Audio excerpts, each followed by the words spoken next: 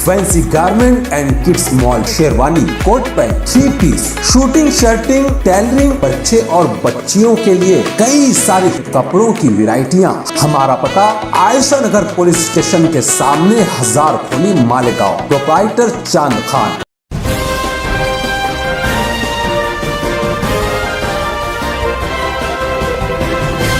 मानव समाचार, मानवता के हक में।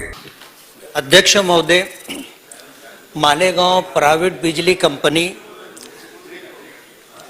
2019 में मालेगांव आई है और मालेगांव आने के बाद मालेगांव को जो इंफ्रास्ट्रक्चर के लिए, मूलभूत सुविधा के लिए जो एग्रीमेंट था, आज तक उसको उसने पूरा नहीं किया है। मैं आपकी बात के खिलाफ नहीं जाऊंगा।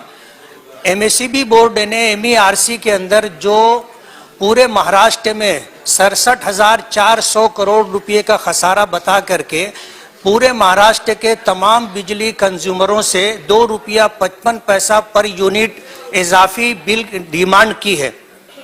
आपका ऐसा कहना है कि वो 10% या 12% है, और ऐसा होता है कि तोप का लाइसेंस मांगा जाए तो फिर उसको रिवॉल्वर का लाइसेंस दे दिया जाता है।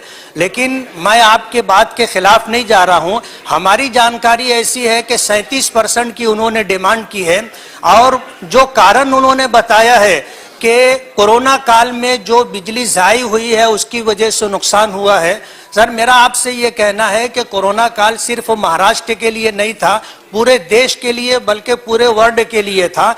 आंध्रा के अंदर इंडस्ट्रियल को 1000 यूनिट जो है बिजली फ्री दी जा रही है। दिल्ली और पंजाब सरकार जो है घरगुती वालों के 300 यूनिट जो है फ्री दे रही है, उनको नुकसान नहीं है। महाराष्ट्र सरकार, MERC बोर्ड अगर इस तरह अपना नुकसान बता रही है तो उसकी इंक्वायरी होनी चाहिए कि ये नुकसान कैसे। दूसरा मेरा सवाल ये है कि ये जो 37% की इजाफी बिल की डिमांड की है, अगर ये बात सही हो तो मेरी आपके माध्यम से जो है मंत्री जी से ये डिमांड है कि इसे हटाया जाए और इसे खत्म किया जाए।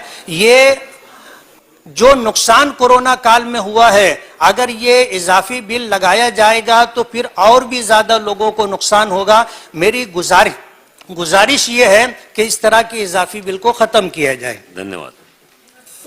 पुन्हा सांगतो की 37% मागणी केलेली नाही, आणि जी आपली भावना आहे तीच सभागृहाची भावना आहे, तीच राज्याची भावना आहे, आणि म्हणूनच राज्य सरकारच्या वतीनं देखील आम्ही MERC कडे म्हणणं मांडतोय, आणि या ठिकाणी जी काही वाढ आहे ती मोठ्या प्रमाणात होऊ नये, लोकांवर त्याचा भुर्दंड पडू नये, या दृष्टीने आमचा देखील प्रयत्न आहे।